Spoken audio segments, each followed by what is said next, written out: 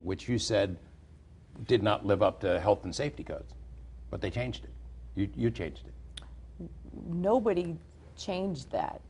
So there's been no variance given to Cowabunga Bay? There was a variance given to Cowabunga Bay.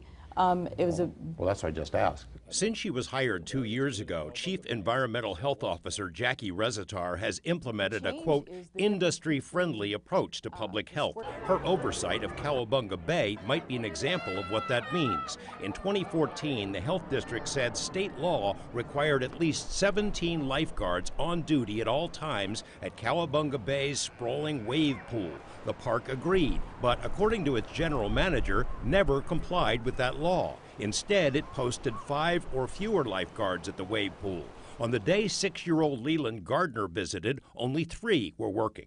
Gardner suffered catastrophic brain damage before he was pulled from the water. The park characterized his rescue as a success. Rezatar heard about the incident on TV and then sent her team out. It was the first inspection since the park had opened 10 months earlier, and the first time anyone had checked on the number of lifeguards. A second visit 2 weeks later again found the park with fewer than half the number of required lifeguards on duty. A citation was issued, but in the interests of being industry-friendly, that was reduced to a mere fee of $118. And instead of increasing its oversight, the health district agreed to change the rules. Rezatar's staff approved a variance that reduced the number of lifeguards at the wave pool by 2/3. The park alleged that fewer lifeguards would improve public safety. Rezatar agreed.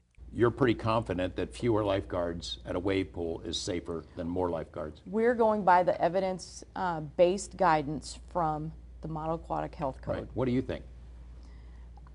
Does that make sense? Fewer lifeguards are safer? We go by the guidelines of the Model Aquatic Health Code. The MAC is this report by the Centers for Disease Control. It's not a law, it's a guideline for water safety across the country. The water park industry has vigorously opposed federal standards, so CDC wrote the report to guide local agencies. The report suggests water parks could assign lifeguards based on zones of coverage rather than merely on square footage. It sets the floor, not the ceiling. Cowabunga Bay hired water park consultants who put their own spin on it. They told the health district the report proves too many lifeguards could cause them to talk to each other. So instead of 17 at the wave pool, it would be safer to have 6 or 7. 3 months ago, Rezatar pitched the idea to the health board, and the variance was approved. The board was never told that Cowabunga Bay had been caught twice in violation of the lifeguard law, and something else that was omitted at the meeting. Was Leland Gardner's incident mentioned when the board discussed giving a variance to Cowabunga Bay, to your knowledge? To my knowledge, I don't recall. I mean, just because. Yeah.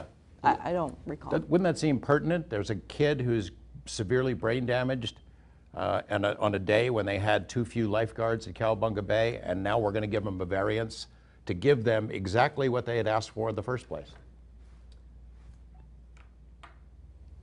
And again, we're going by scientific evidence based on guidelines that we utilize to make decisions, to make public health safe decisions. But the health district never contacted the CDC to ask about the science, not even an email.